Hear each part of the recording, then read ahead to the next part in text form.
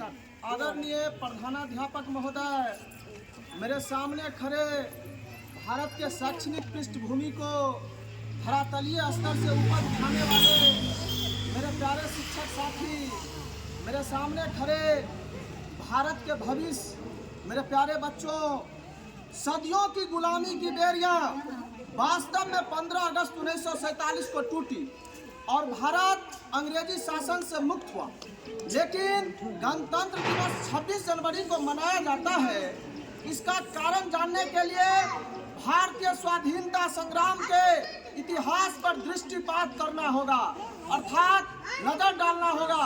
जब 1885 ईस्वी में कांग्रेस की स्थापना हुई, उस समय यह एक सामाजिक संस्था मात्र थी। जब कलकत्ता में कांग्रेस का 22वां अधिवेशन दादा भाई नौरोजी की अध्यक्षता में हुआ, तो सर्वप्रथम इस संस्था में राष्ट्रीयता की भावना आई और विदेशी वस्तुओं का बहिष्कार प्रारंभ हुआ। इस प्रकार कांग्रेस में राजनीति का प्रवेश हुआ और यह राजनीतिक संस्था बन गई। जब 1928 ईस्वी में कांग्रेस का महत्वपूर्ण अधिवेशन पंडित मोतीलाल नेहरू की अध्यक्षता में हुआ, तो इस अधिवेशन में इस प्रश्न पर विचार किया गया कि पूर्ण स्वाधीनता को ध्येय बनाया जाए। सुभाष चंद्र बोस तथा पंडित जवाहरलाल नेहरू आदि नवयुवक नेता तो पूर्ण स्वाधीनता के पक्ष में थे, लेकिन कांग्रेस के वयोवृद्ध नेतागण औपनिवेशिक स्वराज तक ही अपनी मांग सीमित रखना चाहते थे। अंत में गांधी जी ने दोनों दलों में समझौता कराया और सर्वसम्मति से औपनिवेशिक स्वराज की मांग की अवधि 31 दिसंबर 1929 तक रखी गई। इस घोषणा से घबराकर ब्रिटिश सरकार ने 1 नवंबर 1929 को यह घोषणा की कि भारत को औपनिवेशिक स्वराज देना अंग्रेजी शासन का लक्ष्य है।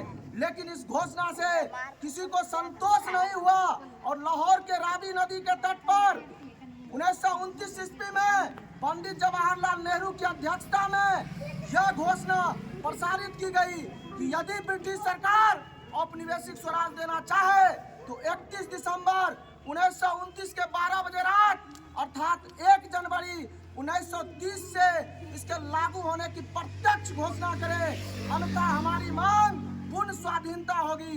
इसी पूर्ण स्वाधीनता के मांग के समर्थन में 26 जनवरी 1930 को सारे भारतवर्ष में राष्ट्रीय झंडे के नीचे जुलूस निकाला गया, सभाएं की गई और प्रस्ताव पास करके प्रतिज्ञाएं की गई कि जब तक हम पूर्ण स्वाधीन न होंगे तब तक हमारा स्वतंत्रता संग्राम चलता रहेगा। 1930 से प्रतिवर्ष हम 26 जनवरी को राष्ट्रीय पर्व के रूप में मनाते आ रहे हैं। 15 अगस्त 1947 को जब ब्रिटेन ने सत्ता भारतीयों को हस्तांतरित की, तब भारत को मात्र औपनिवेशिक स्वराज मिला। ब्रिटेन का राजा भारत का सम्राट बना रहा, लेकिन 26 जनवरी 1950 को भारत ने पूर्ण स्वाधीनता की घोषणा कर दी और एक गणतंत्र राज बन गया। ब्रिटेन के राजा का भारत के साथ पुराना संबंध टूट गया।